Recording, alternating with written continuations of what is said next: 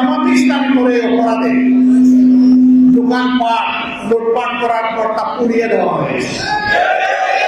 জামাত ইসলামের অফিসে আগুন দেওয়া হয়েছে, ঘরের মধ্যে বসবাস করতে দেওয়া হয়নি, স্কুল মাদ্রাসা ছিনতাই করা হয়েছে, মানুষের জীবন কেড়ে নেওয়া হয়েছে, অসংখ্য মামলা দিয়ে হাজার হাজার ভাই বোনকে দফায় দফায় জেলে পাঠানো হয়েছে, আমাদের অফিসগুলো তালাবদ্ধ করে রাখা হয়েছে, দলের নিবন্ধন কেড়ে নেওয়া হয়েছে, সরকার প্রথমের মুহূর্তে দিশারা হয়ে আমাদেরকে নিষিদ্ধ ঘোষণা করেছে।